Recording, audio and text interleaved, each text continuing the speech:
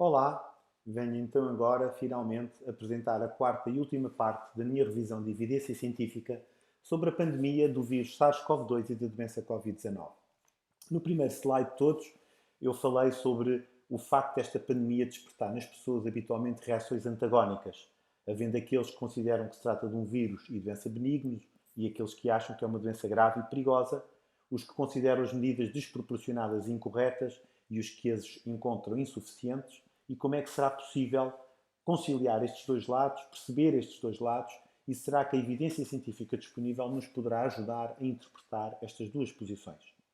Depois de eu ter apresentado 156 slides, onde é que nós estamos?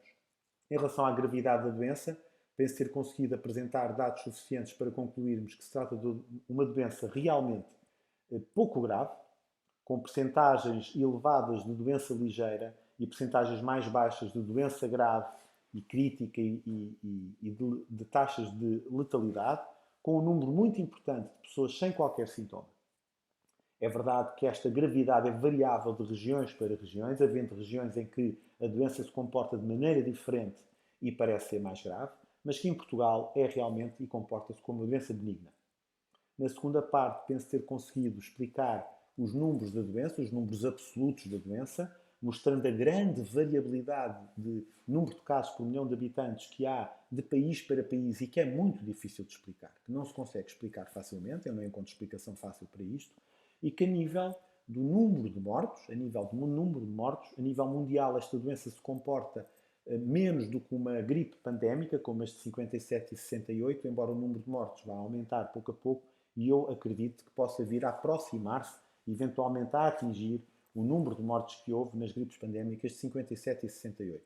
No caso português, o número de mortes tem-se aproximado do número de mortes das nossas gripes sazonais menos graves, e eu penso que poderá eventualmente ultrapassar e vir a atingir números semelhantes a uma gripe sazonal mais grave. Em relação às medidas contra a doença, falei da evidência científica respeitante estas 5 medidas e não encontrei evidência que suporte que estas medidas tenham um efeito substancial na redução do número de novos casos. Em relação ao aumento da capacidade hospitalar, falei de alguns dados que temos de Portugal e eu penso que mostrei que ainda há muito que poderia ser feito, quer no aumento do número de camas, quer em critérios objetivos que nos permitam reduzir e evitar internamentos sem benefício para os doentes, ou com pouca probabilidade de benefício para os doentes. E então, nesta última parte, depois de fazer este resumo, vou tentar falar de 3 ou 4 pontos e depois dar a minha conclusão. O primeiro ponto que eu queria falar é relativo à estratégia. Nesta doença, a questão que fica é que estratégia é que estamos a aplicar. Estamos a fazer uma estratégia de aplicar medidas para esmagar a curva e tentar ter um número zero de novos casos diário? Ou temos umas medidas apenas QB para achatar ligeiramente a curva para não ultrapassar a capacidade do sistema hospitalar? Vamos fazer tudo o que podemos fazer até chegar a uma vacina, seja quando for? Ou vamos apenas fazer algumas medidas e deixar que a doença vá correndo até atingirmos a imunidade de grupo? Há sequer uma estratégia assumida e bem definida? Em Portugal há várias notícias, tenho aqui notícias de abril, de julho e de novembro, em que o nosso Primeiro-Ministro diz repetidamente que todas as medidas que estamos a fazer e que são muito úteis têm que ser mantidas até vir uma vacina, temos que nos aguentar até vir a vacina é que será, entre aspas, a nossa salvação e a possibilidade de então voltarmos à nossa normalidade. No entanto, mal surgiram algumas notícias sobre a taxa de eficácia das vacinas, a Organização Mundial de Saúde apressou-se a vir dizer que não é assim e que quando vier a vacina não chega para controlarmos a doença e as medidas terão que continuar mesmo quando vier a vacina, o que contraria um bocadinho a estratégia que a maior parte dos países têm seguido e têm anunciado. Outra coisa que queria falar é sobre a questão de imunidade. Atenção, que há vários mitos sobre a imunidade. A imunidade desta doença não se mede necessariamente pelos níveis de anticorpos que ela provoca.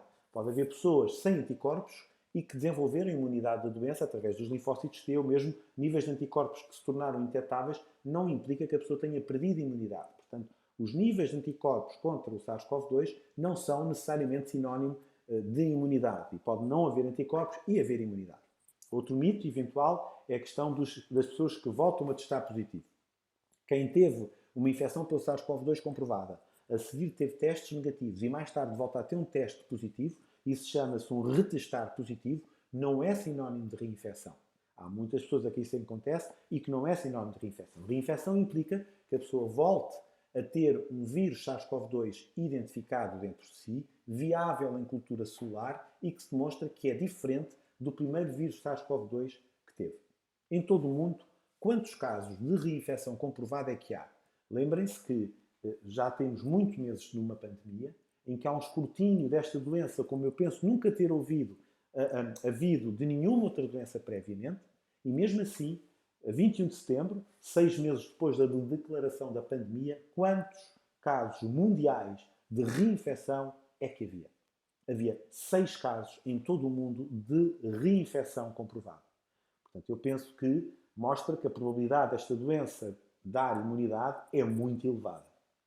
Porque as taxas de reinfecção são muito baixas. Por exemplo, neste trabalho no Catar, em que houve um fenómeno de uma forte e intensa reexposição de pessoas que tinham tido a doença previamente e depois foram analisadas e verificaram uma taxa de reinfecção de 0,04%. E os autores concluem que a reinfecção é um fenómeno extremamente raro nesta doença, também comprovando a muito provável imunidade conferida por esta infecção. E então, perante isto, como é que havemos de pensar, enfrentar e gerir o que se passa aqui? Um conceito importante é o conceito do tsunami cinzento. O conceito do tsunami cinzento já tem bastantes anos e que reflete o seguinte: reflete que as nossas sociedades, com o aumento constante da esperança média de vida, faz com que tenhamos franjas da população cada vez maiores, tenhamos uma massa crítica de pessoas cada vez maior, que são pessoas muito, muito idosas, muito frágeis, com muita patologia e que facilmente, com qualquer intercorrência, com qualquer doença, desequilibram o equilíbrio frágil de saúde em questão e podem ter uma doença grave e vir a falecer sem que se consiga reverter esse processo. E, portanto, é esta ameaça que a qualquer tempo pode haver uma massa enorme de pessoas muito idosas que subitamente nos caem em cima com doenças graves e que nós não conseguimos reverter. Poderá ser aquilo que se está a passar com esta doença. Reparem neste trabalho. Este é um trabalho que analisou as taxas de letalidade por grupo etário em Espanha e na China. E reparem na taxa de letalidade do grupo entre os 60 e os 69 anos, comparado com o grupo entre os 70 e os 79 anos e comparado com o grupo acima de 80 anos. A taxa de letalidade entre os 60 e 69 anos é multiplicada por 3 ou por 4 quando passamos para a faixa entre os 70 e os 79 anos. E é multiplicada por 5 quando comparamos com a faixa acima dos 80 anos. Portanto, realmente o que está a acontecer nesta doença é que a grande maioria dos mortos é a tal franja de população que pertence ao tsunami cinzento, àquela massa crítica de pessoas perto do seu final de vida e com muita fragilidade e muitas doenças. Outro trabalho em Espanha, para além de dizer que 86% das mortes ocorreram em pessoas com mais de 65 anos, mostrou e foi definir fatores de risco e qual é o grau de risco que conferem de morte. Reparem que ter, por exemplo, hipertensão dá um fator multiplicador de risco de 1,8. Não chega ao dobro. As pessoas com hipertensão morrem mais do que as pessoas sem hipertensão, mas não chegam a morrer o dobro. E ninguém morre o dobro. Reparem que todos estes, por aí abaixo, todas estas taxas de risco são inferiores a 2, exceto a demência. As pessoas com demência, a sua probabilidade de morrer é superior ao dobro das pessoas sem demência. Agora reparem na questão da idade, em que eles comparam com as pessoas com menos de 50 anos e depois comparam as várias faixas etárias acima dos 50 anos. Dos 50 aos 65 anos, a probabilidade de morte é 3,8 vezes superior à das pessoas com menos de 50 anos. Dos 66 aos 79 é quase 9 vezes superior. Mas reparem o que acontece acima dos 80. Acima dos 80 anos, a probabilidade de morte é quase 21 vezes superior. Isto também se comprova em Portugal, aqueles dados eram de Espanha, isto é em Portugal, 25 de novembro, os nossos óbitos, e reparem que a grande maioria de longe são pessoas com mais de 80 anos, havendo depois um número também importante de pessoas entre os 70 e os 79 anos, e a partir daí os números são bastante mais baixos. Ou seja, não há dúvida que a letalidade desta doença é quase, não é exclusiva, mas é muito predominante nas pessoas muito idosas. E então o que eu penso que era importante era esta problemática, que é nós temos dificuldade de aceitar as coisas que não podemos mudar. E temos dificuldade de aceitar, em algumas circunstâncias, que as pessoas estão a chegar ao seu final de vida. E as pessoas com mais de 80 anos, com mais de 85 anos, com mais de 90 anos, com muito grau de fragilidade, de dependência e com muitas doenças, estão perto do seu final de vida. Se não fosse o SARS-CoV-2, seria nos próximos 6 meses, no próximo ano, nos próximos 2 anos, outra doença qualquer. E quando estas pessoas desequilibram, nós mesmo que as tratemos, com frequência não conseguimos dar a volta à doença e nós temos dificuldade de aceitar isso. Até porque aquilo que nos é vendido, da capacidade da medicina e da técnica e da ciência em resolver doenças, quer por filmes, quer por séries, quer por trabalhos de investigação jornalística, em geral, vendem-nos que a medicina consegue fazer tudo e faz coisas extraordinárias e que é quase como se a morte por uma doença infecciosa fosse algo do passado e fosse uma derrota. E eu penso que esta dificuldade em aceitarmos como inevitável mortes por uma doença infecciosa de pessoas muito idosas e muito frágeis, temos muita dificuldade de aceitar isto e é este o nosso problema.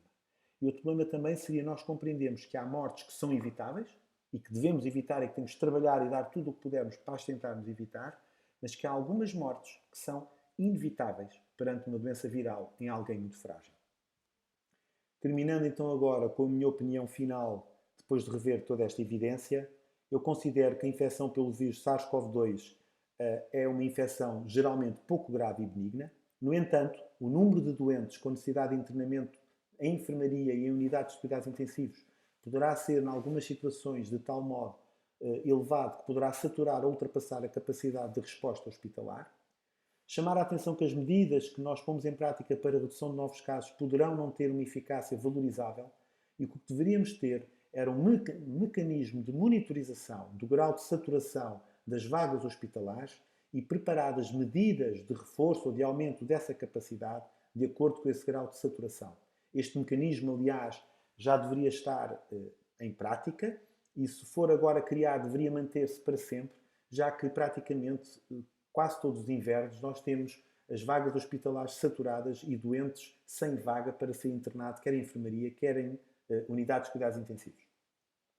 É muito importante aprendermos e tentarmos aceitar aquilo que não podemos mudar para nos podermos concentrar no que podemos fazer. Compreendemos que há mortes que são inevitáveis e que há doentes que não vão beneficiar de determinados cuidados, apenas vamos estar a atrasar a sua morte inevitável causando-lhes sofrimento e que temos que concentrar os nossos esforços nas pessoas que claramente vão beneficiar desses nossos cuidados.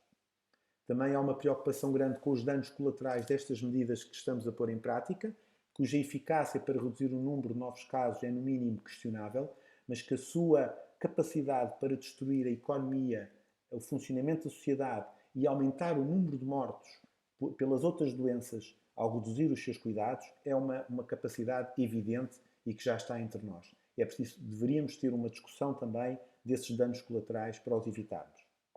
No fim, o que era importante era termos uma estratégia bem baseada em evidência científica, bem suportada por evidência científica, assumida, discutida, clara e exposta ao público, sempre tentando evitar o medo e o pânico, quer do público em geral, quer dos nossos próprios decisores, porque o medo e o pânico não são bons conselheiros e fazem-nos fazer decisões muitas vezes erradas e com consequências bastante negativas. Muito obrigado pela paciência que tiveram para me ouvir até ao fim e um bom dia.